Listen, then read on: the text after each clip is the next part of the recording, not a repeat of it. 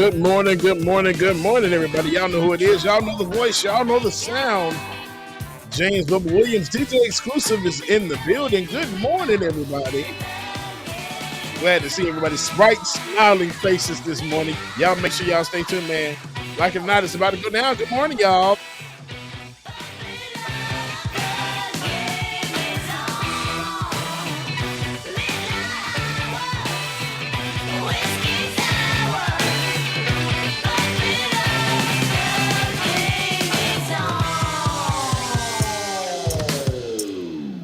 The sky turns gray against a fiery display of red and golden hues, like the day I fell for you. So what will you do?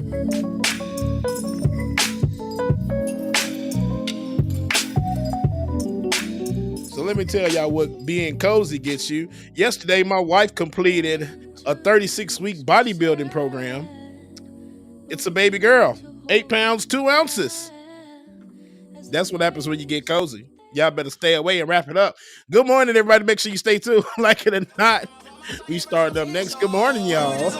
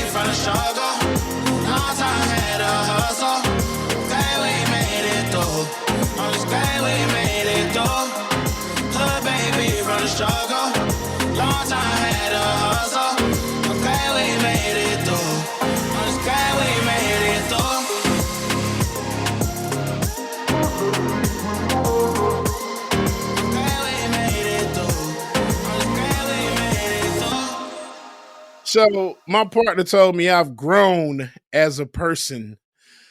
Their actual words were, "You've gotten fat." But I know what they meant. I did. Like it or not, y'all, it's about to go down. Here we go. Let's start this damn show. Good morning, everybody. Like it or not, y'all. 2023. Y'all know what time it is. It's time for Like It or Not. With Rebecca Azor. Let's start this damn show. It's time for Like It or Not.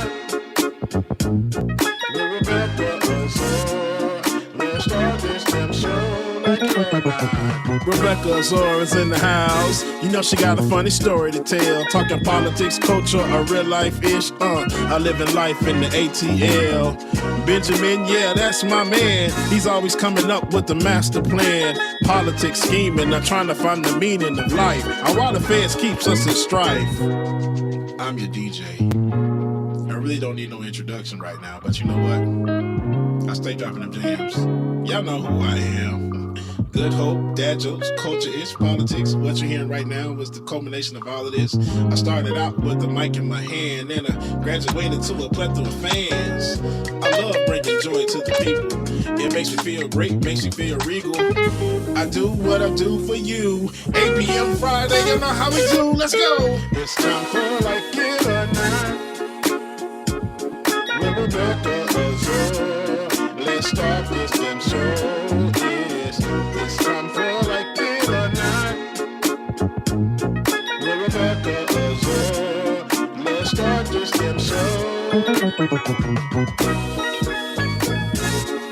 Like it or not, y'all. 2023. Let's start this damn show. Let's go. Like It or Not starts now.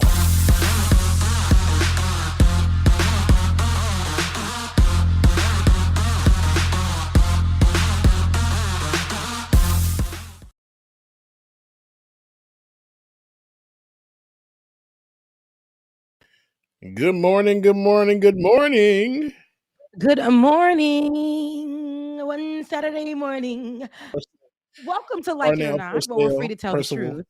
So how y'all doing? How y'all doing before we get into some stories? How are you guys this morning on this Saturday? Oh, Ben, damn.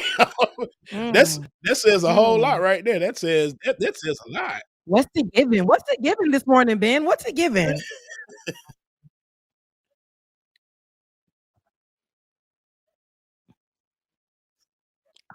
I know.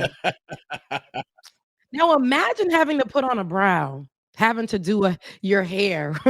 Imagine having to look for an outfit. Okay. And imagine, I wish I could just roll out of bed and just be bald headed. No, I rebuke that on my edges. I rebuke that on the edges. I rebuke that on the strands. Okay.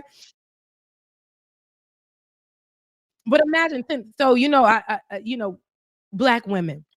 Women, I will include all women. I'll be inclusive in this one. But that's right, Ben. See, I wasn't trying to go there, but you're trying to get me started on this Saturday morning. I'm trying to keep it right here, Ben. I'm trying to keep it right here. But, we got to wash our hair and we got to do all this stuff. And then if your hair doesn't even you press your hair out and it ain't bouncing like the last press you did, now you got to figure out something to do, right? My hair was flowing last show, and then it just started to, after a little bit of wear, the outside, it wasn't doing it. Now I try to put it down and try to flow. It was like this. No, ma'am. It was giving me right here. So I had to braid it this morning. And with these nails, it's kind of tough to braid. But we had to do what we can do. We did a halo. And then we came up this morning, had a gel where we could do, protein Lay gel down the down. baby hairs. Yeah. I don't really got too much baby hairs because my hairline, I told you, is like Vegeta's. So, we just had to make it do what it do. And here we are. Oh, I want you to go home, Rebecca. Oh, shit. You already done. Never mind. I'm home. I like to say that when I'm at my job. I like to say, to my manager, I'm like, send me home. Just send me home. I'm already home. You're already home. But you know what? Good morning. But I know you said your pieces were scattered everywhere, but you know what? We like to hear that they came together, Ben. It came together. See, and it worked because the white man overslept, so we were okay. Everything worked out. I had to get him. I had to get everything. I didn't want to say nothing because I be, but it's all right. It was technical difficulties, as we were discussing earlier, like Ronaldo DeSantis. He wants to be like so American because I don't really know how to do it like the Italians. I haven't studied that accent just yet. But Ronaldo DeSantis, it gives me more. Like you said, 3 generations removed. Just yesterday, he came here. So as much as he wants to, even though they're the European folks, but as much as he wants to Americanize himself and act like there's no immigrants or immigration in his background, all these, but it's always the ones, Ben. It's always the one who have close ties to that. They want to remove themselves in some way, shape, or form. But you look at the features and you look at the last name, and it doesn't give like Caldwell. It doesn't give like Brabaskovich. It doesn't give. It's Ronaldo DeSantis. So, crazy. So, anywho, this Florida man, anytime a Florida man is about to make news for any reason, it's mess. It's mess. So, Ron DeSantis, who was the Florida governor, filed paperwork on Wednesday to run for president after months of what people are saying was anticipation. I don't know if we were anticipating it because we kind of already knew. Wasn't any much. We knew. Putting the Florida governor in direct competition with former President Donald Trump, who's also going to be running at the heart of the Republican Party. What's going on? Listen, I don't have time for that. We're looking at the video. This B-roll has got to be. Now, who did this B-roll? Oh my gosh! Right. This is why I can never do right, and y'all want to know why I can never do right. Right, look at him. Big crackhead. Holy God, George. Who picked this? Why is the woman on fire? Why is it giving me hell? Why is it giving hell? Anywho. Oh, You have to see it. Go online, go onto the YouTube page, and you can see it. But his entry into the race came ahead of an unexpected or expected Twitter Spaces session with Elon Musk. Because, of course, Elon Musk is going to do what? Support what? Racism. Support what? How Ben would call it, fascism. Support what? Just mediocre. And so that was on Wednesday, where he planned to announce his campaign. So we know there was, at the time, people were waiting in the Twitter Spaces. Twitter Spaces is what? What was that channel called I always forget it. That one channel. It's basically where all the people can hear him talking. I forget that space. The Clubhouse. So Twitter had their own Clubhouse version, and so that's where they were sponsoring DeSantis in his announcement. And so the announcement did come out, and of course, again, Elon Musk had supported it and backed him on that. But people were waiting for, I believe it was half an hour to an hour for the announcement, and finally, Ronaldo DeSantis came up with the announcement. Let's take a listen as to what we were anticipating. I am running for president of the United States to lead our great American comeback. Look, we know our country's going in the wrong direction. We see it with our eyes and we feel it in our bones. Our southern borders collapse. Drugs are pouring into the country. Our cities are being hollowed out by spiking crime. The federal government's making it harder for the average family to make ends meet and to attain and maintain a middle-class lifestyle. And our president, well, he lacks vigor, flounders in the face of our nation's challenges, and he takes his cues from the woke mob. I don't think it has to be this way. American decline is not inevitable. It is a choice, and we should choose a new direction, a path that will lead to American revitalization. What is it? Like, why is he took the word woke. He took the word woke and made it something. It's like, somebody said, who was walking with, look, I feel like flip-flops is just flip-flopping behind Ben's house. All I heard was flip-flop, flip-flop. We got a show to do.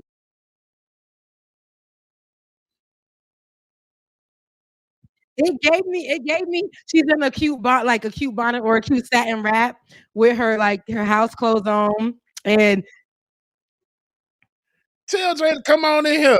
Look. Yes, ma'am. Ben was like,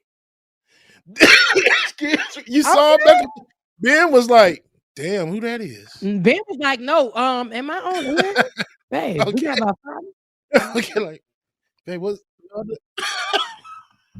Ronaldo DeSantis. He would be so upset with you right now, Ben, for loving on your black woman. Listen. Woke black woman. Okay, and she's a woke black woman. HWOKE. Woke black woman. What is his problem with woke? And we're talking about DeSantis, Florida Governor DeSantis, who just put his bid in on Wednesday night, saying that he wants to run for president, and he's going to go against his former buddy old pal, Donald Trump, who can't stand him. Anybody that goes against Donald Trump now, I can't wait to see the name that Donald is going to use for DeSantis. But in all honesty, in his campaign, in the conversation that he had on the Twitter Spaces, there was nothing that really, it didn't give us anything but more racism, more whistleblowing to white nationalist groups and anybody who's going to support him, Nazi groups, all of those people who already believe that black people, migrants, immigrants, anybody who is of a marginalized group from the LGBTQIA plus community are already the problem. He's whistleblowing to them to let them know that he will continue to lead the way he has in Florida to remove any laws, any protections, to prevent people from getting the care that they need, the protections that they need. And he's going to continue to lead that charge against marginalized groups. So in that conversation that he had on the Twitter Spaces, it was people who were, talking to him, and he didn't really have much to say except for woke is the problem. Inclusion looks like, all white. It was that kind of conversation. And I want to show, if we can play the audio for this, I want you guys to see the ad that he dropped for his campaign. Our border is a disaster. Crime infests our cities. The federal government makes it harder for families to make ends meet, and the president flounders. But decline is a choice. Success is attainable, and freedom is worth fighting for. Righting the ship requires restoring sanity to our society, normalcy to our communities, and integrity to our institutions. Truth must be our foundation, and common sense can no longer be an uncommon virtue. In Florida, we proved that it can be done. We chose facts over fear, education over indoctrination, law and order over rioting and disorder. We held the line when freedom hung in the balance. We showed that we can and must revitalize America. We need the courage to lead and the strength to win. I'm Ron DeSantis, and I'm running for president to lead our great American comeback.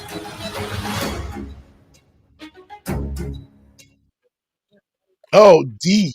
Mm. Well, you know what? That's probably how they say it in Italian. So the Great American Comeback.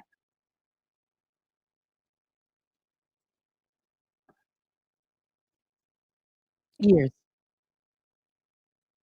No, because now we got a desanitize from DeSantis. Put that in the campaign and put my name on it, baby. Ronaldo DeSantis. Listen, as much as he wants to Americanize himself, that's okay. A lot of people do that. A lot of people who come from European, especially migrant backgrounds, or however, or the Euro Cubans.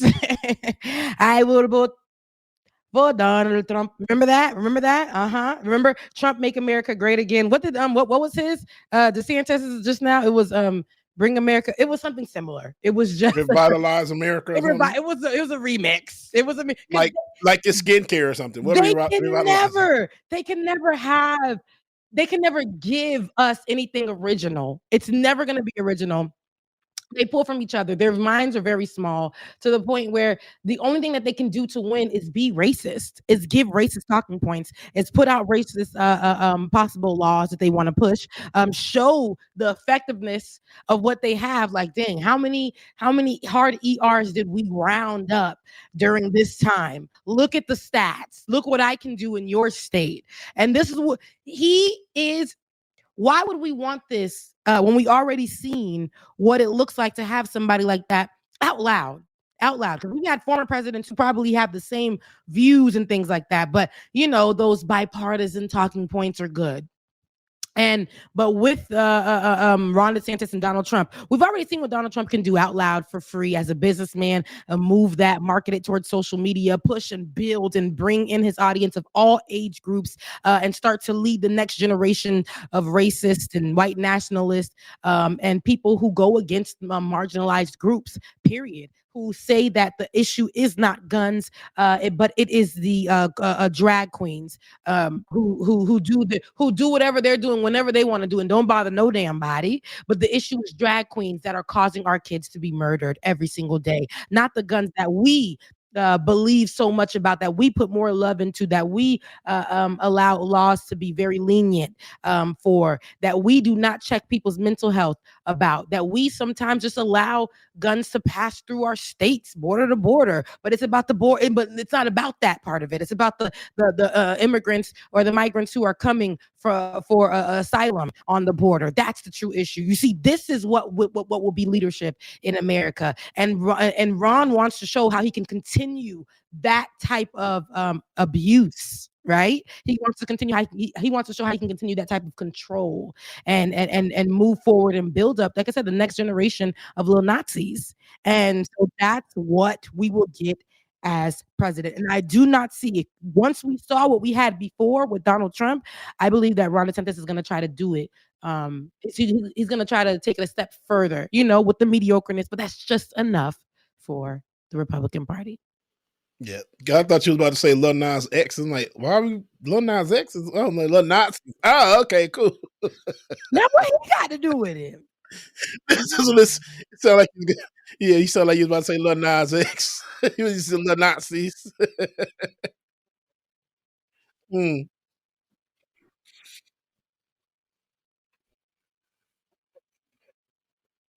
Wow.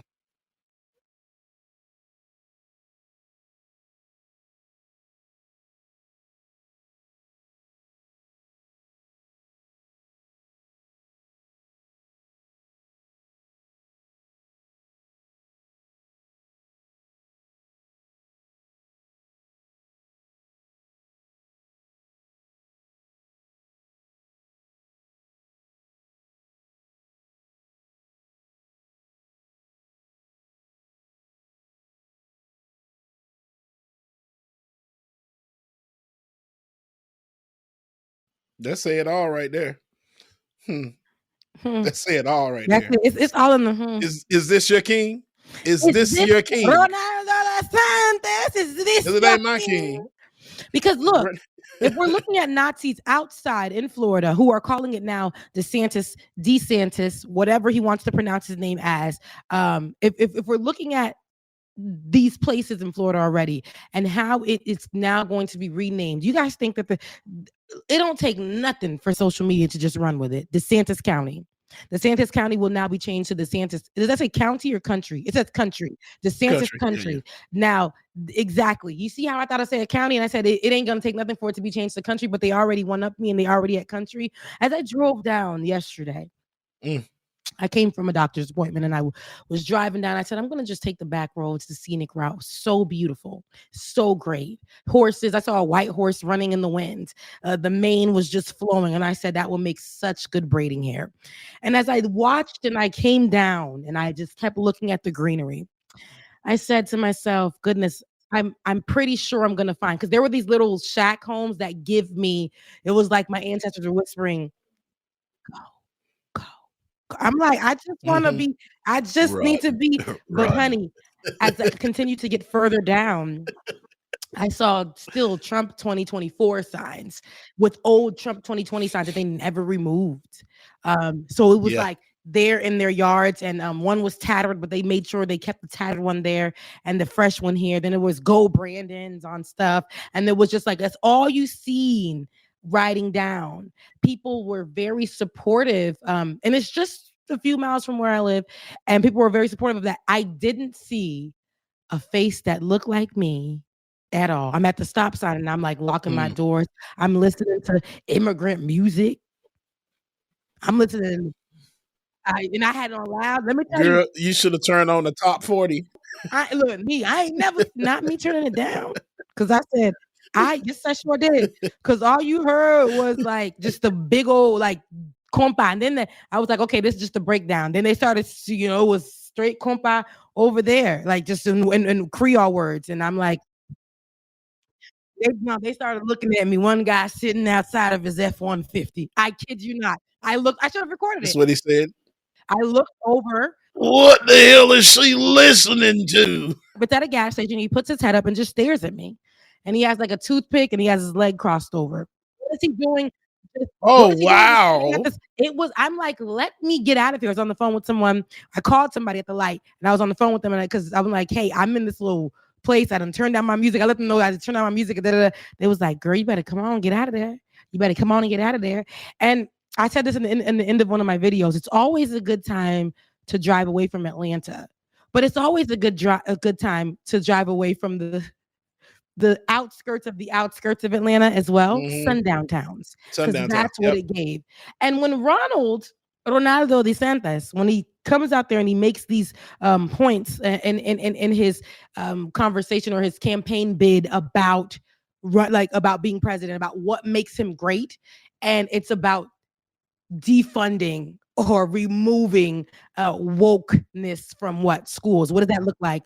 Stopping people from reading The Bluest Eye, right? Stopping people from reading about what actually happened to slaves or watching particular movies, but making us romanticize people from like Shakespeare. And no problem with Shakespeare. I love literature, but there is some truth to a lot of things outside of this fictional stuff that you want us to believe. Christopher Columbus founded this and that and that. But we have to allow ourselves, or I had to allow myself when I went to Florida A&M University, to unlearn what I learned all those years, to learn the truth. And I can't imagine being led. No, I can, because we were for many years. And then out loud, Donald Trump was out loud. He didn't hide a thing. I can't imagine actually being led by somebody who is a Nazi out loud, somebody who's racist out loud, somebody who doesn't care to lie in your face. And these dumb dum-dums, I'm sorry to say it, these people who want to lack, so who don't want to go and educate themselves on what actually is the truth, because it coincides with their upbringing to keep it where it's like if the president says black people are basic, black people are uneducated, black people lie, black people are thugs, that's all I need to believe. Respect to the president.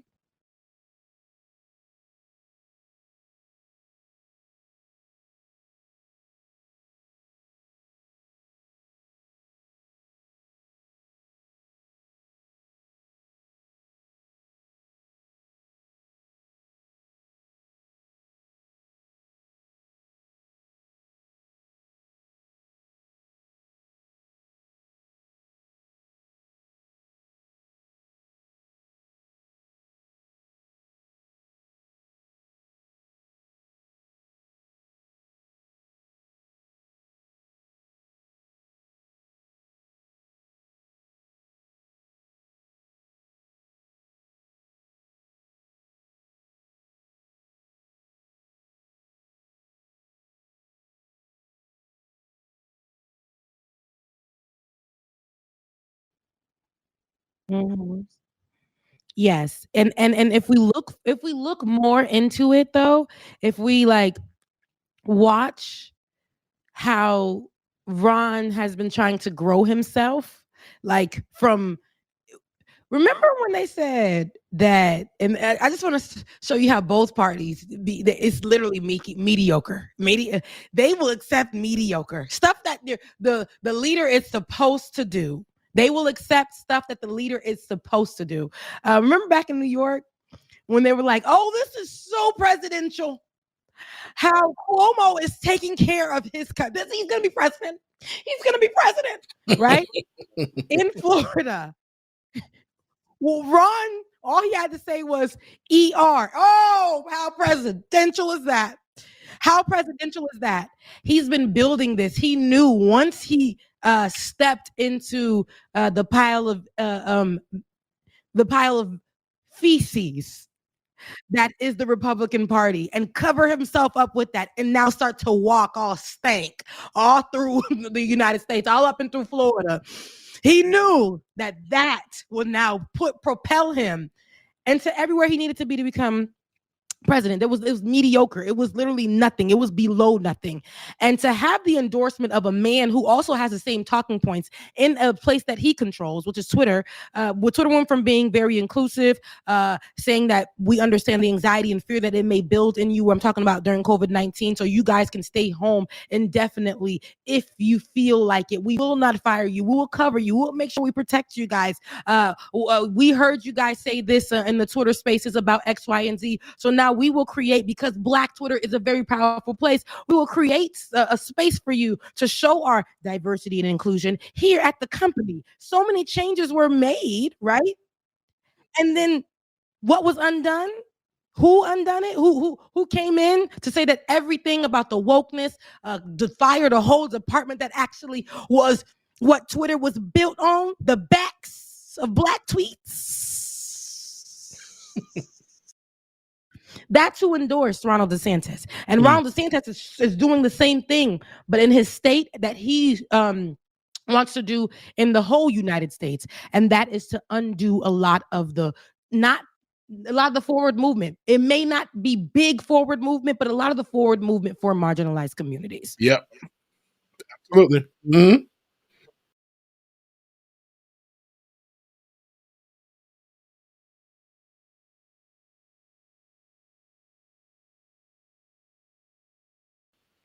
Yep.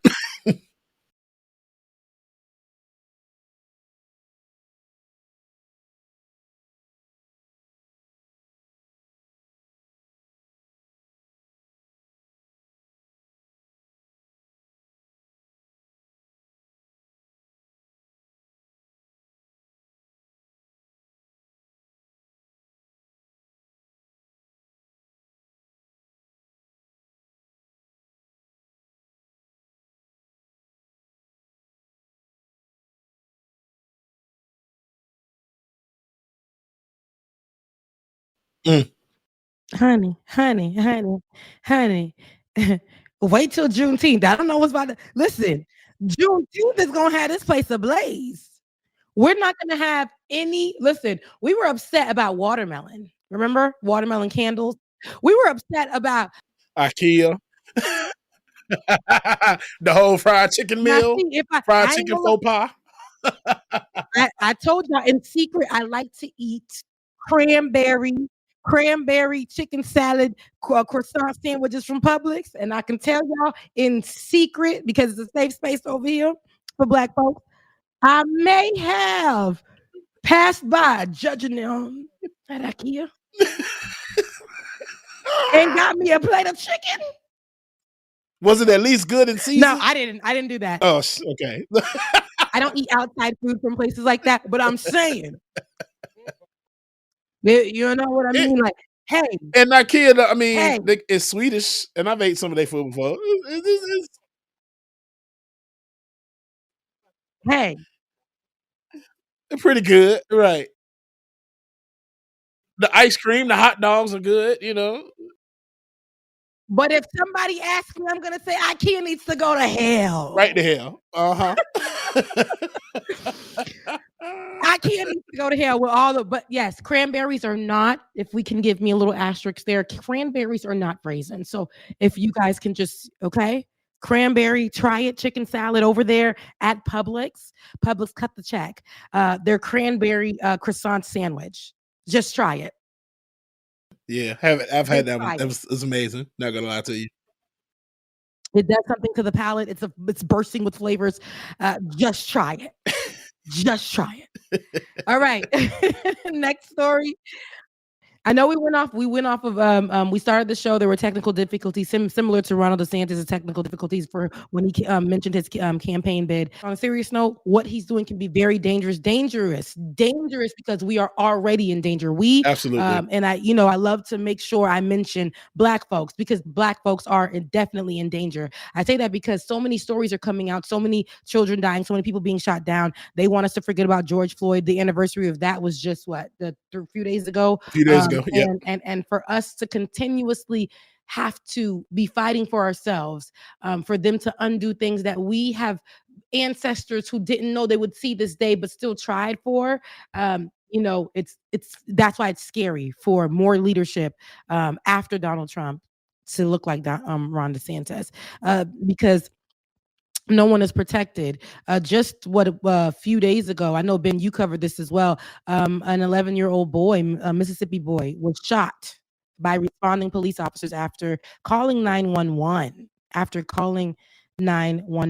He's now recovering after being released from the hospital, and the family is calling for the officer to be fired and charged with the shooting. Aderrien was shot in the chest by the Indianola Police Department officer early Saturday morning while the officer was responding to a domestic disturbance call at the child's home, according to his mother, Nicola Murry, and the Mississippi Bureau of Investigation. Murry told CNN that the irate father of another one of her children arrived at her home at 4 a.m. Concerned about her safety, Murry asked Aderrien to call the police.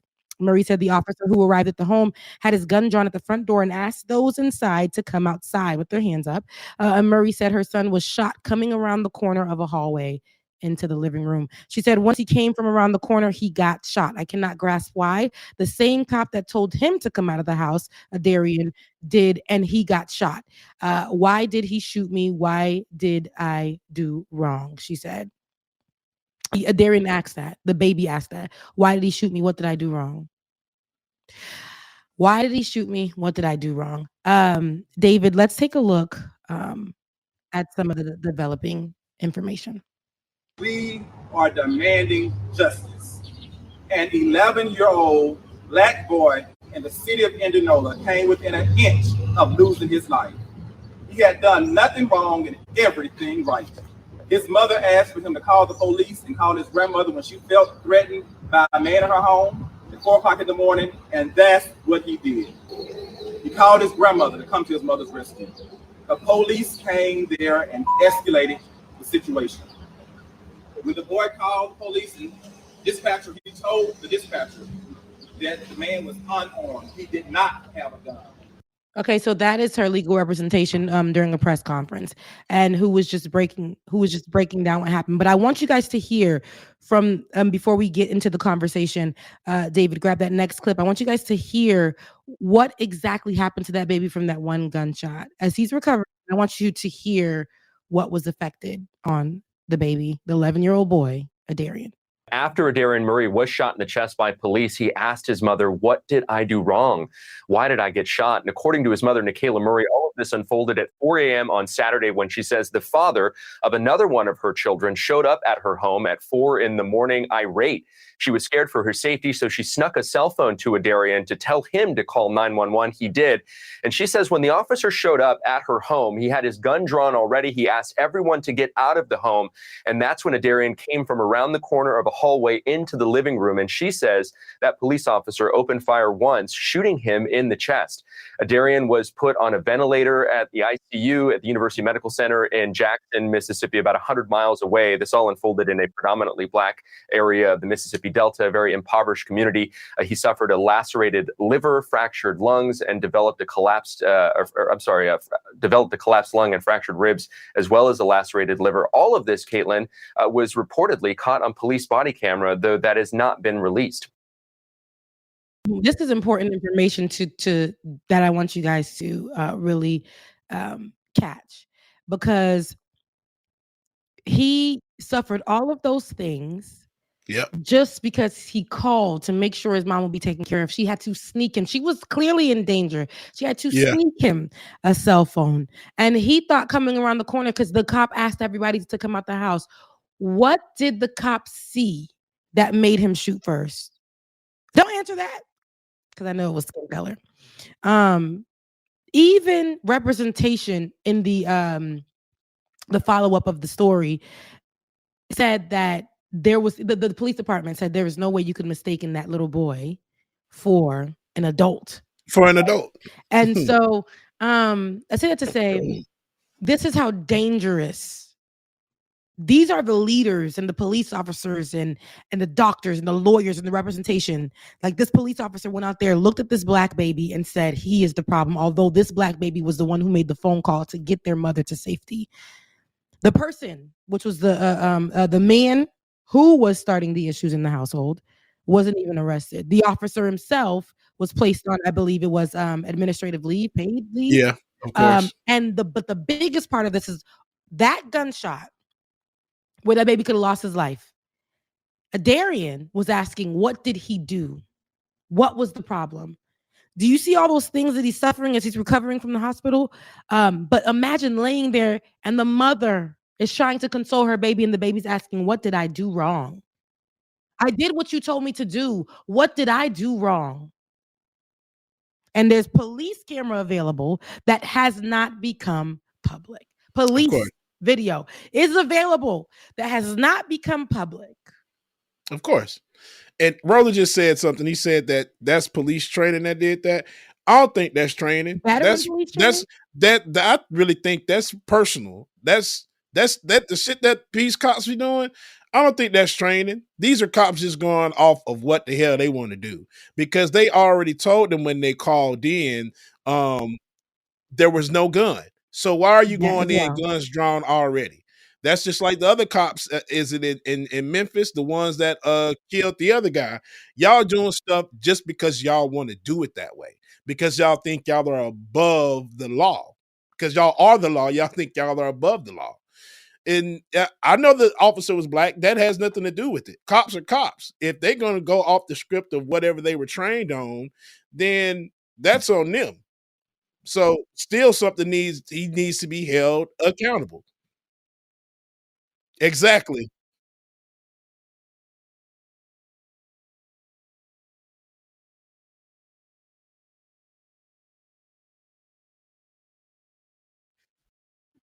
Yep.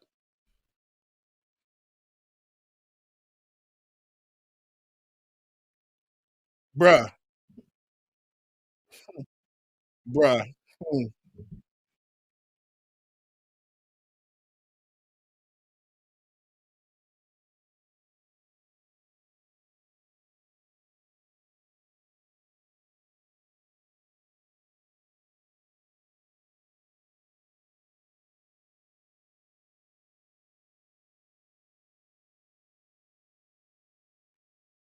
Yep.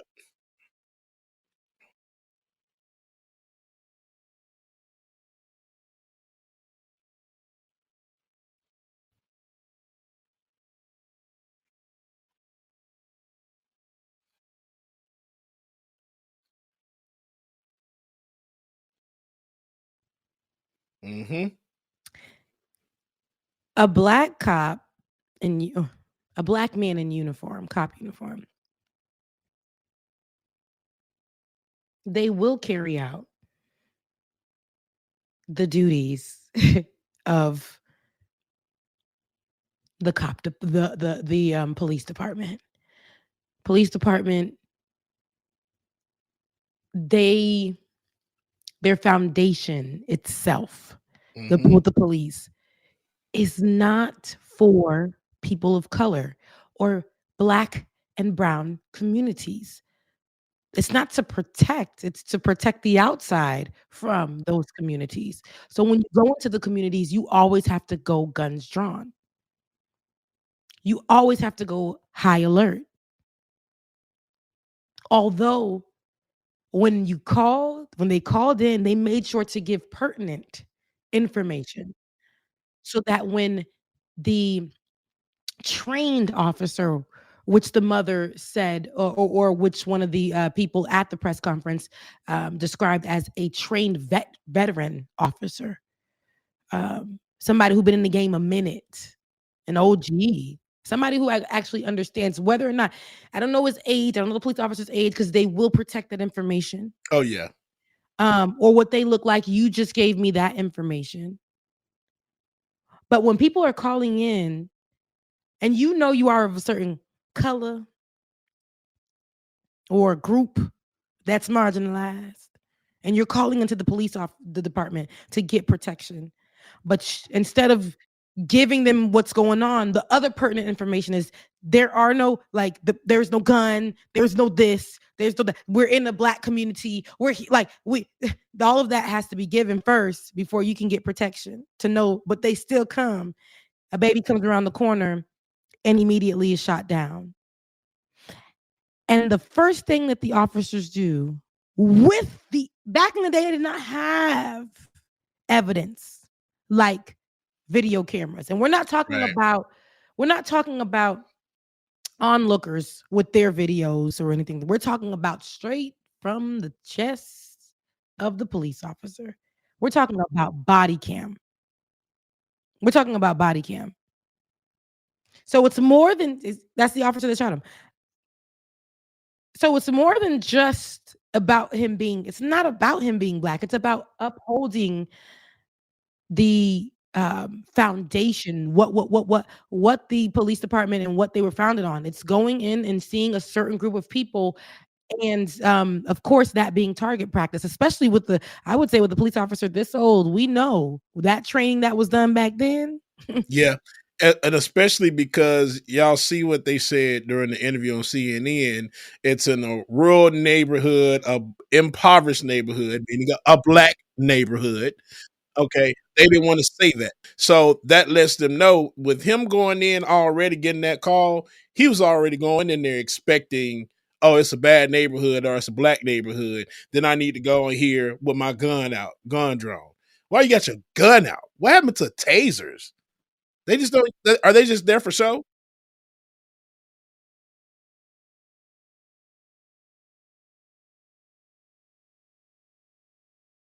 Yeah.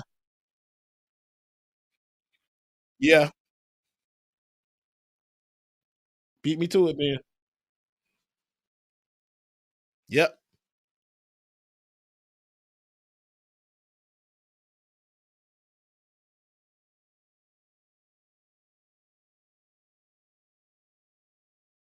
Hmm. Yep.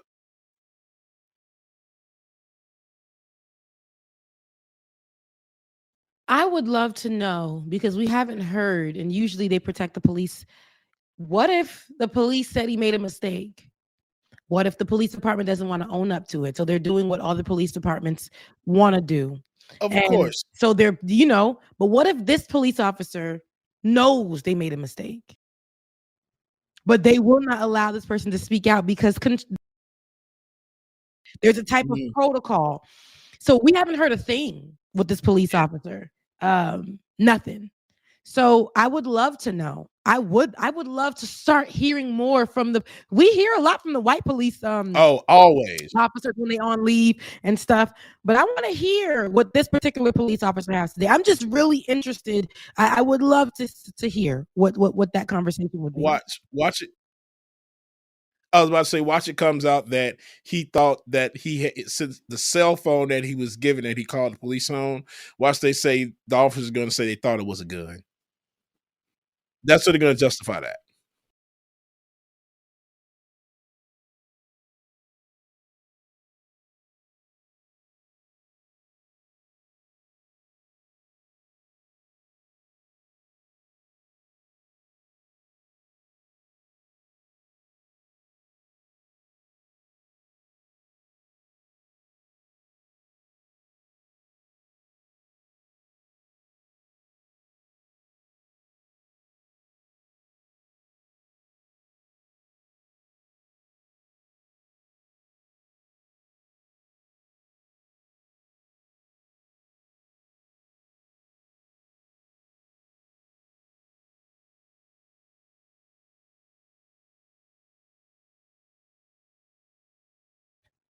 The police department would have to take accountability, and they will not do that.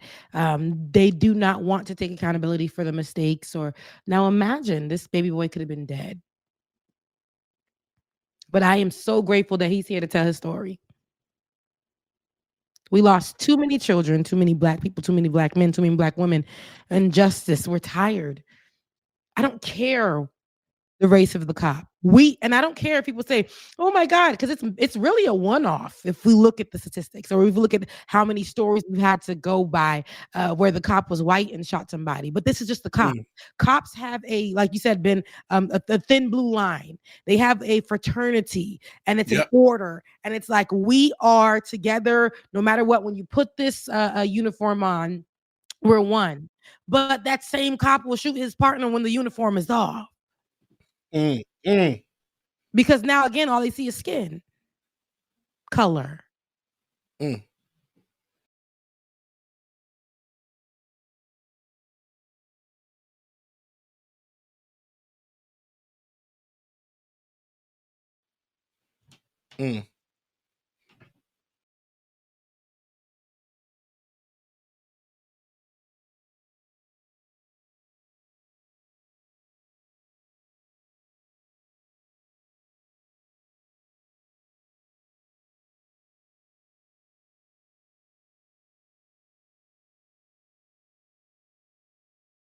The odds will be different. I don't think that the kid wouldn't get shot, because we've heard stories of them getting shot because cops, because police. But in this scenario, and we know, as far as if we juxtapose it, Ben, if we look at the numbers, if we look at the stats, I don't even have to look at it right now. Just Google it. We know statistics will back us on this.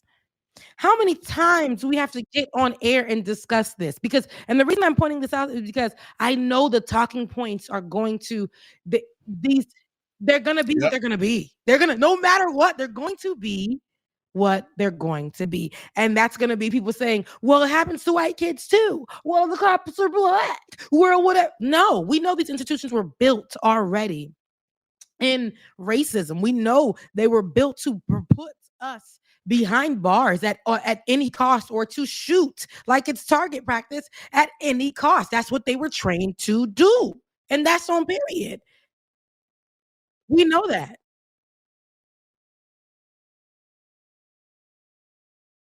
Was it next? I don't know.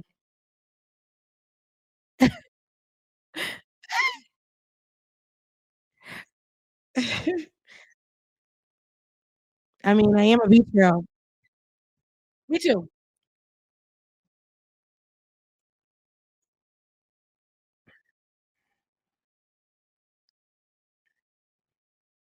That was just a month ago. It was just a month ago. But you know what name that we haven't heard? I still don't even know the boy's name. And that's the city Karen bike lady. And the young man, the young black boy that was y'all, a great question was said, or a great comment was made. I know we've been covering the city bike Karen lady, but the mother of the city bike boy said nobody really bothered to ask because we've been getting so much. I remember last week we covered it with City Bike Karen. For those of you who don't know, about a week ago, a little over a week ago, a pregnant woman video went viral of her fighting for a city bike that a few young boys were on, and she was screaming for help.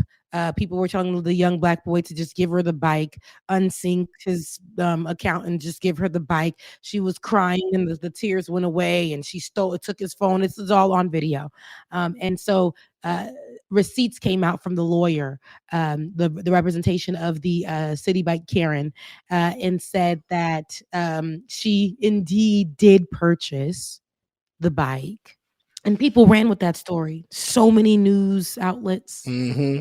So many YouTube videos, so many tweets said we should be careful before we jump to the conclusion that we all know to go to. And that's to protect, somebody even said this to protect black people or black boys, and continue to go with that narrative because we're sensitive. We're sensitive. And so I kept reading that. And even on our show last time, people were saying, well, there were receipts. Where there were receipts. She said she was right. She was correct. They were right about her. We were wrong. F all that. The most important part of this is that, yes, she had a receipt, but he did too. But that's not the most important part. The most important part of this story was that a young black man's life was in danger. When a woman cries and said that she's being attacked or she's screaming for help, and she was pregnant. That's the most important part here. He could have been another story as Aderrien, that 11-year-old boy Aderrien. That's what we could have been with right there. Right. But he lived to tell his story. He lived to tell his story, and that situation could have gone any other way. The family members of the black teenager involved in the city bike incident with the white New York City hospital physician assistant are speaking out to dispute the claims her lawyer made about her being the first one to purchase the bike. The mother, sister, and a black teen involved all spoke out to News One to give their side of the story. The sister made a TikTok video to give a timeline of what happened that day. In the video, she explained that her brother and his friends, and you can grab that video for me, David, but explained that her brother and his friends constantly use city bikes because it is cheaper than riding the subway from borough to borough. Their mother confirmed the sister's statement and added that they are an immigrant family from West Africa and don't make much money. The mother wanted to stay anonymous because she didn't know what people would do, finding out that she's an immigrant and their family and put them in danger. But David, can you play that video of the sister actually giving a detailed information on what exactly happened? The only reason why Sarah Jane Comrie was able to produce this receipt for this bicycle is because she jumped over this young man standing right here who had his hands on the handlebars, jumped over him, impales herself on his bike, and scans the QR code to begin the ride. How did all of this happen, and how do I know what happened? Because that young man is my little brother. Bike number 5603915 was in my brother's possession from St. Nicholas Ave and Manhattan Ave all the way to First Ave and East 30th Street from the hours of 6:33 p.m. to 7:19 p.m. At 7:19 p.m., they dock the bikes. Sarah Jane Comrie walks up to them, asks, "Hey guys, can I use one of you guys' bikes?" She says this as there are other bikes sitting idle at the bike rack. They politely decline. She asks them again, mentions that she's pregnant, and they still decline. Then, with my brother standing next to the bike with his hands on the handlebars, she jumps onto the bike, sits on the bike, and scans the QR code, thus beginning her ride. Mind you, the bike was in my brother's possession at this time. So this screenshot is from 6 minutes after the previous ride ended. As you can see, 7:25 p.m. Previous ride ended 7:19 p.m. These gentlemen, these boys, did not steal this bike from Sarah Jane Comrie. She stole the bike from them, then proceeded to weaponize her whiteness. Video started being recorded at 7:24 p.m., close to 7:25. My brother's ride that was in the previous screenshot starts at 7:25. The initial ride where my brother rode the bike all the way over to this bike dock ended at 7:19 p.m. There were a number of bikes at the bike rack already there when she arrived. She still proceeded to try to take the bike from my brother. Help, help, help. Trying to make it seem like these boys stole this bike from her. The bike is on my brother's account. It is not defamation of character if the way that you behave reflected your character. She said it is not defamation of character if the way that you behaved reflected your character. Ooh. The mother stated that she did not no one bothered this whole time. They say these things about him after the white woman made her statement and had the receipt. Everyone ran with that. Even Black news outlets, even Black tweeters. We started to see a lot of the conversations around supporting the young man dissipate. We started to see less about that and more about, hey, we got to start coming together and being less sensitive. We started to say there was all of those talking points, but the young lady and the mom decided to come out, speak to News One. The mother wanted to remain anonymous. People were like, well, they're doxing such and such. No, she had her outfit, her name tag. They could have zoomed in and seen that. People could. What is the doxing there? Where was it? Come on, y'all. Let's be smart. That's all they saw. And that is all. But that young Black boy who was supposed to be worrying about, I believe it's a graduation or something of that sort, can't. The migrant mother is sitting there like, I don't really know what to do because no one came up to us. I've been waiting for someone to speak. No one has spoken with us. They were getting on Tizzy, who reposted that video onto his platform. They were getting on him about a week ago when he was saying that he has receipts, but he's choosing not to show them because the family wants to drop them. And so, but the young boy and his friends take the city bikes. They're even part of a city bike exclusive club with City Bike. A membership with City Bike. That's how much they take City Bikes to. They garner points so that they take City Bikes for penny to $1 so that they can get from place to place. And that is mindful. These kids are thinking finances. These are smart children. Right, because we saw the price of the bike ride. I'm like, they got to be part of a membership or something. But they've created a way for each ride where they can basically say, okay, if I take this ride, I allow it to dock for a second and then just go back in, push it when it's time to go and go. Go ahead, Ben.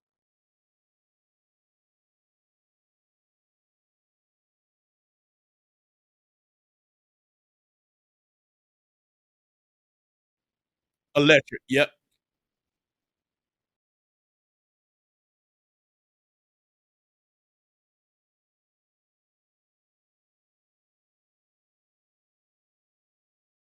Much easier, yep.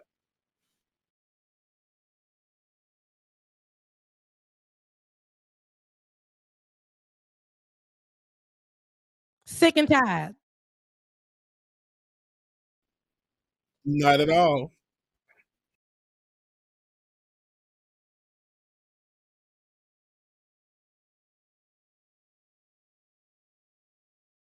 How about the grabbing of his cell phone? And not to mention touching on this Black man. This man ain't laid no hands on this woman. How about charging into him? With her, she knows she's pregnant, but she's choosing to charge into him. How about that? And at this point, Michael need to press charges. I didn't touch you. You touching on me, and you knock somebody's hands cell phone out their hand. I should be pressing charges on your ass. She said, "Get off me." She said, "Get off me." She said, "Get off me." Not crying at all. Now, watch the white man come up. Look, charging into him, pushing him, grabs his cell phone, and he said, "Oh my gosh, bruh!" She grabbed his cell phone. He said, "Why are you grabbing my phone?" This video says everything that it needs to say. Just like the video that the man shot 11-year-old Aderrien says everything I need to say. These videos say what they need to say, but people will still be up there and be like, she was so hurt. Brian in the chat said it was crazy how bored she looked, that she was yelling for help. She clearly knew that this young man was not a threat. Hey, right there. Did y'all hear what I said? Brian said it was crazy how bored she looked as she yelled for help because she clearly knew that the young man was not a threat. I don't think the person in the back heard that. Brian in the chat said it was crazy how bored she looked as she yelled for help because she clearly knew that the young man was not a threat, but she knew the power of her white tears. Y'all remember Willy Wonka? Willy Wonka, what is that? The little fat boy fell in the chocolate. What is it? No, please stop. Don't. No. Help. Somebody. Help. No, stop. Don't. No. Help. It might come out looking like her. And she is shoving this man. Oh my gosh, bro. This look. But there's now a GoFundMe for, she raised over 120,000. Now I know it's way up there, and they keep pushing it up every time they hit a goal for her legal fees. The young man now has a GoFundMe as well, and has raised as of now over $63,000. The goal is 120 because that family actually definitely needs. They need that. They need the legal help. Nobody bothered, as the mother said, to come and ask them their side of the story, how it's affecting them. But because a white woman cried murder,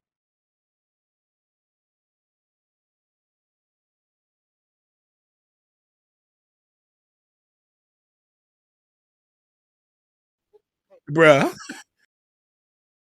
I mean, a black lady, yeah, but not no white. She was just like trying to Debo in there. No, y'all.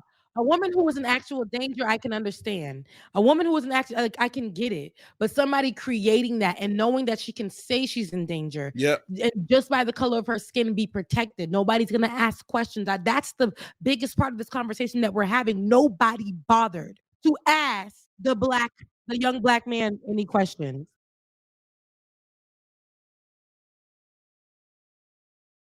You're right. That's for real. That just makes no sense. So, David, if you can find that GoFundMe link and attach it so people could see if they do want to give, because I'm about that life. If white folks living in the west of nowhere could raise God knows how much money, those people that have the DeSantis country out in their yards, we can support ours. Do not allow the rhetoric. As a black person, we can have a conversation at our table, at dinner. Us, you can't let what the outsiders are saying cause you to remove yourself from protecting this young black man in any way, shape, or form, or his family. We did not ask the question. Like for real. What is wrong with you?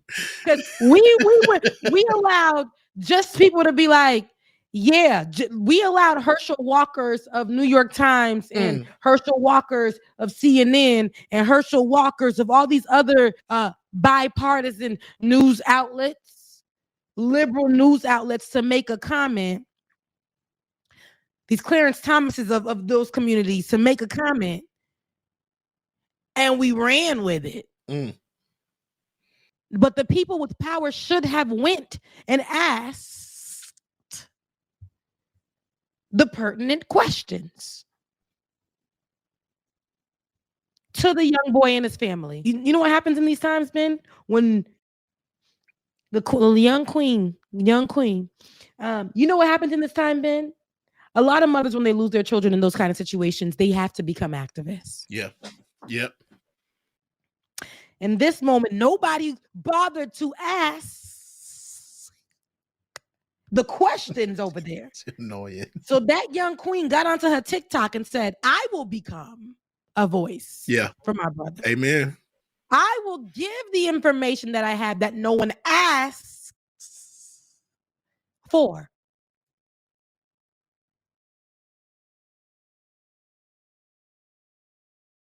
And she will now become her brother's advocate.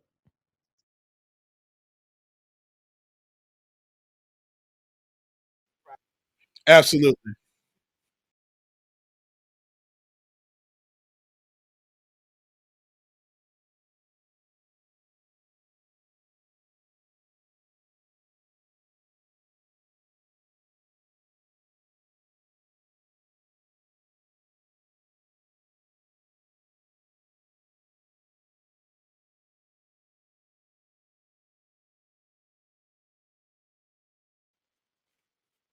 Mm.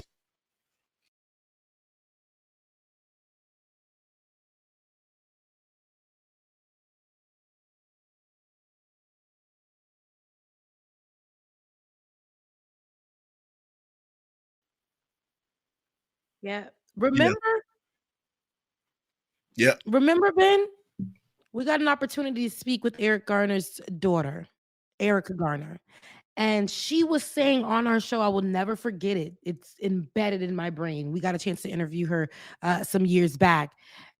And she said to us that the movement is beating her down. Mm. We told her before she got off the show, hey, get some rest. Get yourself it's okay to feel it, especially as somebody who was a child who lost their father Right. to this violence. She became an activist. She had a baby, a new baby, Ben. I think we were talking about that with her. She just looked stressed and tired. And she was, having that conversation with us. And before she got off, we told her, like, get some rest, only to find out she would pass.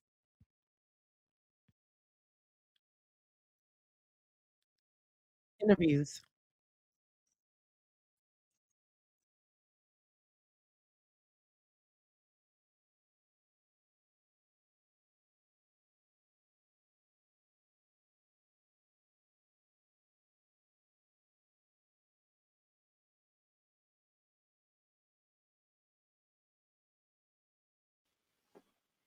Yeah.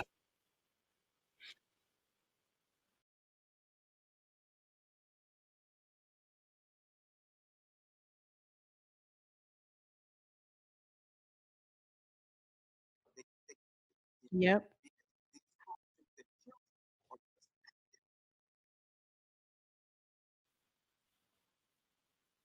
Mm.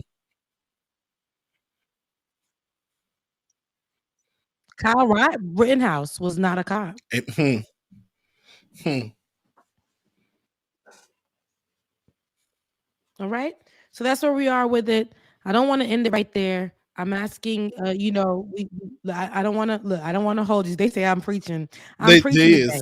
Yeah. I don't want to hold y'all. They say But somebody said I'm giving the earth a kid. yeah, this Marcus. Slurring, the slurring. Marcus. But I don't want to hold y'all. I don't want to end y'all right there. But before we end that conversation, I really, really want y'all to understand what we say when we're saying it. We're not just saying it because we're being sensitive. Mm. We're not just saying it because we're being sensitive. We're saying it because this is our reality. Right. And if we continue to go with the rhetoric and the talking points, and we don't have this conversation amongst ourselves, it can be very problematic, and we will continue to move and protect those who scream murder when in fact they are the ones doing the murdering.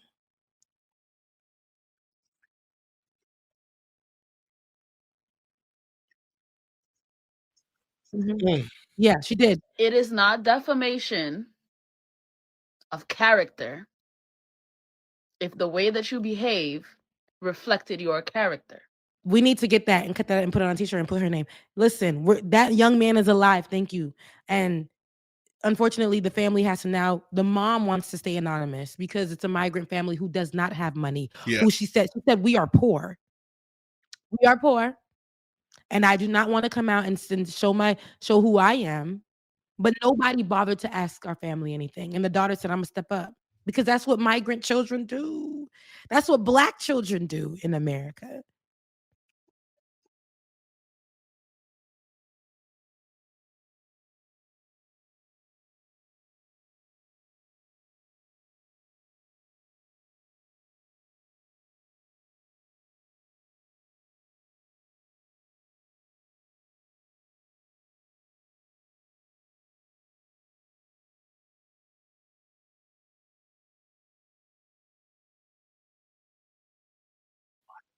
Right.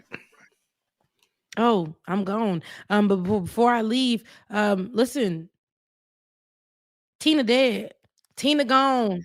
Tina Turner Tina is Turner. gone. Tina died at 83.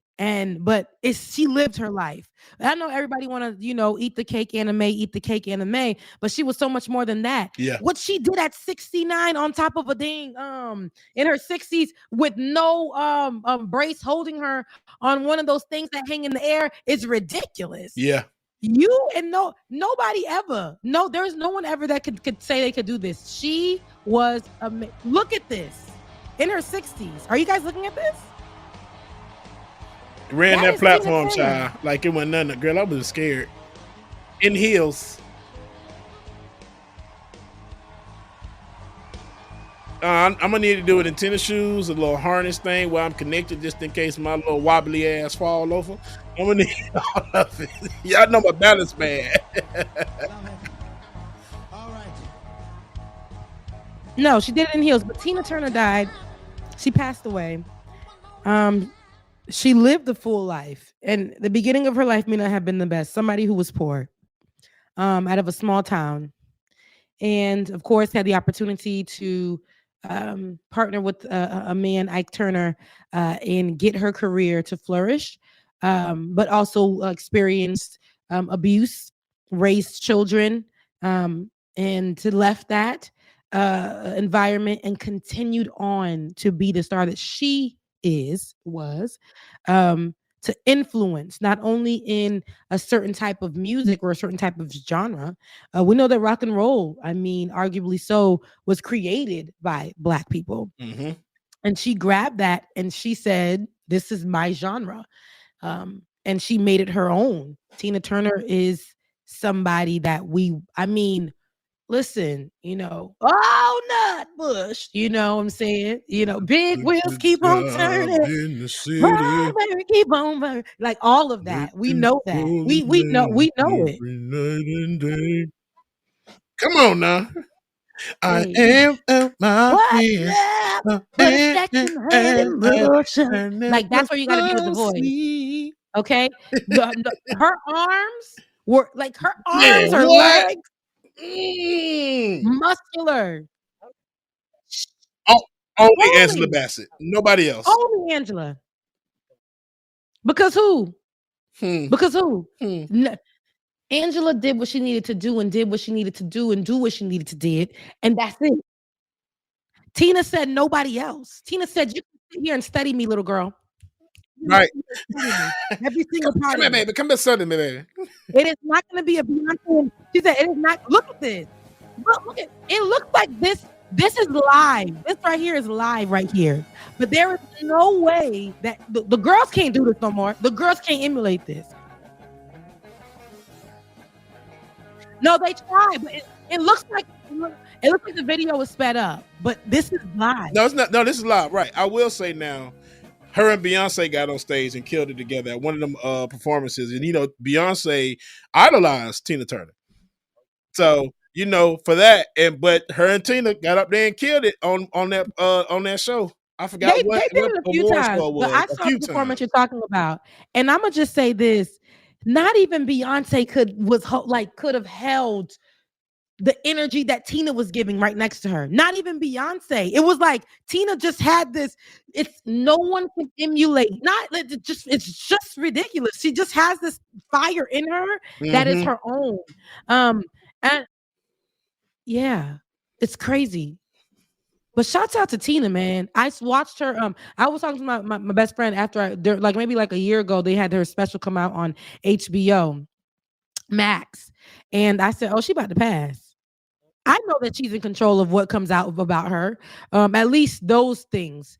And I was watching it and I said, a lot of our greats, when they know that they've done all that they can do, they don't wait for the last year or two of their life. They start to move away. I don't know about all that time. I don't know about all that. They'll move to another country. I mean, we've seen Nina Turner do it. We've seen other people do it. They'll move out of the country and go and spend the rest of their days, not just the last few years, but like time 10 years, 20 years. They removed themselves from all of the work. And I did what I needed to do. Now it's time for me to rest. I am going to see a piece of my life. Money, all that other stuff. Yeah, it could buy me all that stuff, but I need some peace. Yeah. And she went and had that with her man that she had at 30 when she was about 60, baby. Right. She said, hey, listen, and then you gonna be with me. Her and Cher even did spoke about her past, and Cher are really good friends. And a lot of it came from because, like you said, Tina's in shape. Tina was like in great condition, but what she said herself was she neglected her health when she was younger. She found out she was hypertensive years ago when she was much younger, and she just stopped. Now, I'm not going to say stop caring about it, but didn't do what she needed to do until she got older, and they started telling her, you need to start taking this medicine every day. So eventually it came down to the damn kidneys. So, and they the last conversation that Cher had with her, Cher said that she told her that she was tired of dealing with it. And as I said, she let that she let us see her life where she was living, I believe, in Germany or wherever she moved to with her husband. Switzerland, I think, was it? It's one of those areas out there. And she and is it racist for me to say one of those areas? Because I don't know. I feel like they're all, but anyway, she went to go live out there, and I think that's just where she's like, I have to escape to have some form of detachment and peace for myself. Yeah. And I like when you are such a big star as that, you do deserve something in your life for yourself. And she started to plan that for her. And there you go. She dropped. I remember watching her. I said, oh, she's going to pass, but she lived the full life. The life wasn't perfect. The life wasn't perfect, but she lived the full life at 83. She passed away. And we can say she's the best to ever do what she did because ain't nobody going to do it how she did it. Yeah. No matter what, there will be no one to emulate Tina Turner. Amen. All right. We're at the end of the show. And what's love got to do? Are you playing? I mean, what's love but a second-hand emotion? Listen, could nobody get an unshaped weave or an unshaped wig like Tina? Nobody.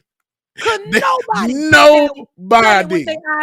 Nobody. Like, could nobody do it? And look at that. And she was a damn good actress too, because she played in like a lot of older movies. One of my favorite, Pinball Wizard. I think that's probably not the name of the movie. Tommy. That's the name of the movie. One of my most favorite movies. And she was in that movie as the drug dealer given to the blind and deaf pinball player. And when I tell y'all, she like did her thing in that movie, just going all over the place. I love it. Dang, you the see what I'm acid saying? queen. Like, thank you, Roller. What she does is we see artists like Beyonce. We see artists like Jennifer Hudson. We see a lot of these artists who were singers who have done what people like we mentioned Eartha Kitt, Tina Turner. These women have been musical. These women have been in movies. These women have paved the way. And they're their own lanes, though. I can't even say Beyonce is Tina Turner, but I can see the influence for sure. Yeah. But Beyonce has created, her own lane from the influence. Yep, absolutely. Tina Turner has created her own lane from it. It's just can't nobody. That's Showtime. And Lord, go down to chocolate. We need a few more years, honey. A few more decades if we can. But no, shouts out to Tina Turner. And I'm literally gonna listen to her. I like watching her though. That's like an art. Yeah. I like watching her. Yes. We're at the end. Look, my God.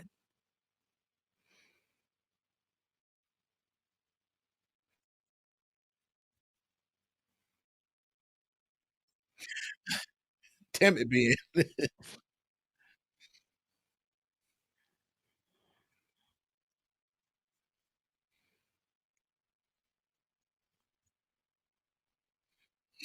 Yeah, we're at the end. I don't know where Act Turner at, but without Act Turner, it wouldn't have been Tina the way Tina is. But Tina made it better. Tina said, "I'm out of here" when she left him, and said, I will be who I am. And she polished herself, and she became who she is, and not who Ike wanted her to be. But he helped propel her into somewhere, but she pushed herself where she needed to be, where she was supposed to be. And so shouts out to everybody who is in our chat right now. Thank you for being with us on today's show. I absolutely love doing one Saturday morning. I love doing this show with y'all. Wait. Yeah, Saturday morning works out a lot, it's a vibe. Yeah, It's a vibe. It works a lot. So I love y'all. I mean that with all my heart. If you guys love what you're watching right now, please, and if you're not a patron, please head over to patreon.com/like it or not. That's patreon.com/like it or not to please become a patron and help us to keep this show going for you guys on Tuesdays and on a Saturday. And if you would love to give to us directly, because that to me, that is not to me only. But that's a love language. It helps us do what we need to do as well instantly, because when it's coming from YouTube itself, we don't see it. Cash App Becca's Voice, Cash App DJ X3C, Cash App BPB 2018. Yeah, unless you just listen. No, just don't send it there. I love y'all so much, though. We're at the end of the show. And also to our one of our producers, and that is Tiger, TKASTUNE. David, I don't remember yours. You could drop yours in the chat. But you guys, DKG87. David was fast. DKG87. I love you guys so much. Hey, Thursday. Before I finish my sentence. No, and you, Bubba, go ahead. Beard Bonnet Chronicles. Yes, make sure y'all tune in Thursday mornings. Beard Bonnet Chronicles. You missed a good one. We talked about mental health last week to wrap up mental health awareness month. So go back and replay it if you haven't seen it. And I'll see y'all Thursday. I love you guys. Mean it. Happy Memorial Day. Yay. Right. We hope y'all enjoyed the show. Make sure that y'all tune in Tuesday, where Rebecca and I will be in the building. So your affirmation for today is: past challenges have brought strength to get through this situation. Past challenges have brought strength to get through this situation. Love y'all, mean it. Y'all be great, man. Go do something for yourself. Enjoy your weekend, Memorial Day weekend this weekend. 3-day weekend, I love it. Deuces, y'all. Love y'all, mean it. I'm your DJ. I really don't need no introduction right now, but you know what? I stay dropping them jams. Y'all know who I am. Good hope, dad jokes, culture-ish, politics. What you're hearing right now was the culmination of all of this. I started out with the mic in my hand, and I graduated to a plethora of fans. I love bringing joy to the people. It makes me feel great, makes me feel regal. I do what I do for you. 8 p.m. Friday, you know how we do. Let's go. It's time for Like It or Not with Rebecca Azor. Let's start this damn show. It's time for Like It or Not with Rebecca Azor. Let's start this damn show. Like it or not, y'all. 2023. Let's start this damn show. Let's go.